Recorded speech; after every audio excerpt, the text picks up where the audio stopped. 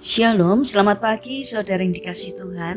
Kiranya berkat, damai sejahtera dan sukacita dari Tuhan Yesus Kristus senantiasa menyertai saudara sekalian. Sebelum kita mendengarkan firman Tuhan dan renungan, mari kita berdoa. Tuhan Allah Bapa yang baik, kami sungguh bersyukur atas kebaikan dan kemurahan-Mu, karena Engkau Tuhan yang selalu melindungi, menolong dan menopang kami. Terima kasih atas setiap kemurahan-Mu, ya Tuhan. Jika saat ini kami akan mendengarkan firman-Mu, urapilah kami dengan Roh Kudus-Mu, agar kami bisa mengerti dan memahami apa yang Tuhan sampaikan kepada kami, sehingga karakter kami semakin hari semakin bertumbuh menjadi lebih baik, sehingga semakin hari kami pun semakin berkenan di hati-Mu. Terima kasih Tuhan. Di dalam nama Tuhan Yesus Kristus kami berdoa. Amin. Saudara yang dikasihi Tuhan, tema renungan pada pagi hari ini adalah memelihara hubungan yang baik. Bacaan diambil dari kitab Mazmur pasal 119 ayat 59 dan 60. Demikian sabda Tuhan. Aku memikirkan jalan-jalan hidupku dan melangkahkan kakiku menuju peringatan-peringatanmu. Aku bersegera dan tidak berlambat-lambat untuk berpegang pada perintah-perintah-Mu. Saudara yang dikasihi Tuhan, ada seorang ibu yang bernama Maria, berusia 65 tahun. Ia adalah seorang penjual sayur dan rempah-rempah di sebuah pasar tradisional. Ketika ada seorang ibu yang hendak berbelanja, Ibu Maria tidak ada di tempat.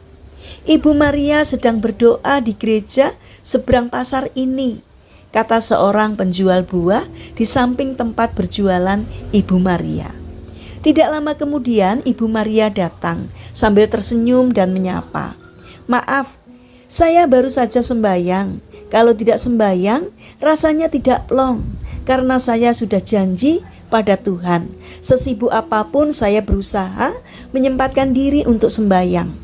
Sementara itu barang dagangan saya titipkan pada penjual buah di samping tempat saya ini, kata Ibu Maria. Saudara yang dikasihi Tuhan, ketika Yesus hidup di dunia ini, ia selalu meluangkan waktu pagi-pagi benar atau setelah melakukan tugas pelayanannya untuk berdoa kepada Bapanya. Sebagai manusia, saat itu Yesus memberikan contoh pada kita bahwa kita harus selalu mengandalkan Bapa di surga. Itulah yang menjadi kekuatan baginya untuk dapat menjalani tugas perutusannya. Saudara yang terkasih, bagaimana hubungan kita dengan Tuhan saat ini? Apakah kita memiliki hubungan yang mesra dengannya? Komunikasi kita dengan Tuhan mutlak penting. Perlu komitmen yang kuat untuk memelihara hubungan kita dengan Tuhan. Mungkin kita pernah berjanji untuk senantiasa berdoa. Apakah kita menepati janji itu? Hubungan kita dengan Tuhan haruslah kita utamakan di atas segala-galanya, karena Dialah sang sumber kehidupan. Memelihara hubungan dengan Tuhan akan membuat kita semakin mengalami kehadiran dan kuasa-Nya. Mari kita perbaharui komitmen kita untuk hidup setia dengannya. Saudara yang terkasih, mari kita bangun karakter setia, karena Yesus pun setia, bahkan setia hingga rela mati di kayu salib demi kita. Mari kita berdoa. Tuhan Yesus yang penuh kasih, jamahlah hati kami agar kami selalu mempunyai kerinduan untuk dekat denganmu, karena kami sungguh memerlukan Engkau. Jangan biarkan kenyamanan dunia mencuri waktu kami yang seharusnya untuk Engkau.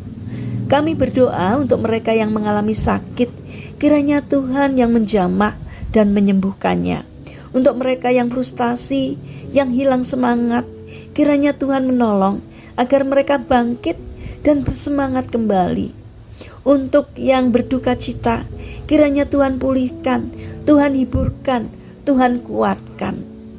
Untuk pemerintahan bangsa kami, dari pemerintah pusat sampai yang ada di daerah, Kiranya Tuhan memberikan hikmat-Mu agar di dalam menjalankan tugas seturut dengan kehendak-Mu. Terima kasih ya Tuhan. Dalam nama Tuhan Yesus Kristus, kami berdoa kepada Bapa di surga. Amin. Puji Tuhan, saudara yang terkasih, kiranya firman Tuhan hari ini dapat menjadi berkat bagi kita semua. Haleluya.